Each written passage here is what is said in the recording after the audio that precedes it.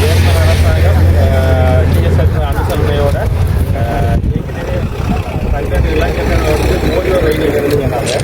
அந்த Mojo raining எடுத்தாங்கிற ஏற்பாட்டில் இளைஞர்களும் ஏனைய இளைஞர்களும் ஒன்று சேர்ந்து இந்த கரையோரத்தை பாதுகாக்கிறதுக்காக ஒரு செயற்திட்டமாக வந்து 2000 கண்டல் தாவரங்களின் செயற்பாடு இன்றைக்கு நடைபெற்று கொண்டிருக்கு. அந்த வகையில் அந்த நிகழ்வுக்கு வருகின்ற இந்திய அரசாங்க அதிபர், மேலதிக அரசாங்க அதிபர் மற்றும் என்ஜிஓ கோஆர்டினேட்டர், ஜிஎஸ்ஆர், சமூக உத்தியோகர்கள், டெவலப்மெண்ட் ஆஃபீஸர், மீடியா டீம் எல்லாரையும் இங்கோட வரவேற்றுக் கொண்டு இந்த நிகழ்வு சம்பந்தமாக ஒரு சில வார்த்தைகளை கூறுமாறு அரசாங்கம் இன்றைய தினம் விழுது நிறுவனம், ஐரோப்பிய ஒன்றியம் மற்றும் ஜெர்மன் அரசாங்கம் என்பன இணைந்து அவர்களது அனுசரணையில் விழுது நிறுவனத்தினரால் 2000 கண்டல் தாவரங்கள் நடுக திட்டம் இன்றைய தினம் மன்னார் மாவட்டத்திலே ஆரம்பிக்கப்பட்டிருக்கின்றது.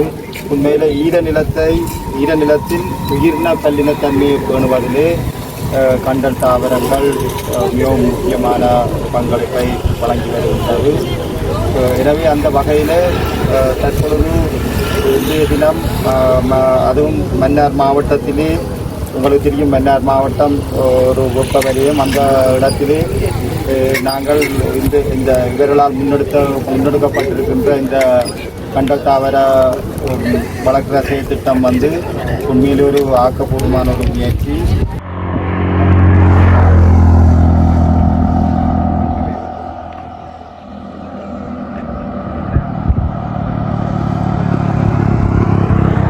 என் பேர் எடிசன். நான் விடுத்தல் தீவிலேருந்து வரேன். இந்த கண்டுகள் வந்து கண்டல் தாவரம் என்று சொல்லுவோம். இந்த கண்டல் தாவரங்களை நடுகிற நோக்கங்கள் சூழலை பாதுகாக்கிறது, மீன்பிடியை கூட்டுறது, அதே போல் சூழல் அழகியலை கூட்டுறது, இப்படியான விஷயங்களுக்காக இந்த இதில் நடுவோம்.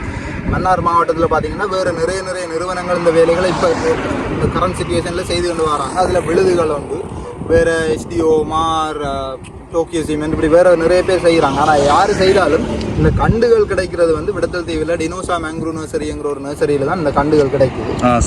யோகேஸ்வரன் சொல்லி அவர் தான் இதுக்கு ஓனர். இப்போ அவர் அந்த கண்டுகள் அங்கேருந்து வளர்த்து விற்கிறது. இந்த கண்டுகள் பார்த்தீங்கன்னு சொன்னால் மன்னாரில் உண்மையிலேயே 11 வகையான கண்டல் தாவரங்கள் இருக்குது. அதில் 11 வகையுமே எங்களால் நடையலாது, ஏன்னா நாங்கள் அதை உற்பத்தி செய்ய இயலாது. அதில் உற்பத்தி செய்யக்கூடிய 4 முக்கியமான வகையை தான் நீங்கள் வந்திருக்குது. ஒன்று வந்து ரைசோஃபோராம் ஈக்ரோனேட்டான்னு சொல்லுவோம், அடுத்தது அபிசீனியா மேரினா, அது பிறகு புருகைரா சிலிண்ட்ரிகா, சீரியோப் ஸ்டாகர். இந்த 4 வகையான கண்டல் தாவரங்கள் தான் வந்திருக்கு. இதை பார்த்தீங்கன்னா இது சீரியோப் ஸ்டாகர் 2 இலையோட வந்திருக்குது. இந்த 2 இலை வளர்றதுக்கு இது 4 மாதம் பிடிக்கும். இது ரைசோஃபோராம் ஈக்ரோனேட்டா இந்த அளவுக்கு காயா இருக்கும். இதுக்கு மேலே வந்ததுதான் கொடுத்து இது இப்போ 6 மாதம். அதே போல் அபிசினியா மேரினான்னு ஒன்று இருக்குது, அது இதில் இல்லை, அங்கே வச்சிருக்கலாம். புருகைரா சிலிண்ட்ரிகாண்டு இன்னொரு வகை இருக்குது. வளர்க்குறது கொஞ்சம் கஷ்டம். கொண்டு வந்து நடுறோம். இப்போ இந்த பாலத்து ரோட்டில் 2 சைடுமே கண்டல் தாவரங்கள் வளர்ந்துட்டுன்னு சொன்னால் ஒன்று எங்களுக்கு வின் பேரியர், காற்று அடிக்கிறது குறைவு. உங்களுக்கு தெரியும், காற்று வேகமாக அடிக்கிற காலங்களில் இந்த ரோட்டில் போயிட்டு பைக்கை சரி. அப்போ கண்டல் தாவரம் வளர்ந்துட்டுனா காற்றை மறைஞ்சிடும். அப்போ ஆக்சிடென்ட்ஸ் நிறைய குறையும். அடுத்தது இனி பார்த்தீங்கன்னா மன்னார் டவுனுக்குள்ளே கொக்கு கூடு கட்டுது. ஒவ்வொரு வருஷமும் நாம் அதை அழிக்கிறோம். இங்கே மரம் பெருசாக வளர்ந்துட்டா கொக்கு அங்கே கூடு கட்டாது, இங்கே வந்து எங்களுக்கு மன்னார் டவுனும் பாதுகாப்பாக போயிடும், பறவைகளும் பாதுகாப்பாக போகும். இப்படி நிறைய விஷயம் இருக்குது. மண்ணரிப்பை தடுக்குது, இனி காற்றை மறைக்குது, சுனாமி வந்தால் மறைக்குது. ஆனால் இதுக்கு சுனாமி வரப்போகிறது இல்லை தானே சொல்கிறோம். அதே போல் இந்த இறால், மீன், இந்த இதுகள் பெருகிறது. அதே போல் கருப்பு நண்டு கிராப்னு சொல்லுவோம், சரியான இதில் அது பெருகிறதெல்லாம் இந்த தாவரங்களுக்கு தான் நடக்குது. அதால் இந்த வேலைகளை செய்கிறதுல நாங்கள் சந்தோஷப்படுறோம்.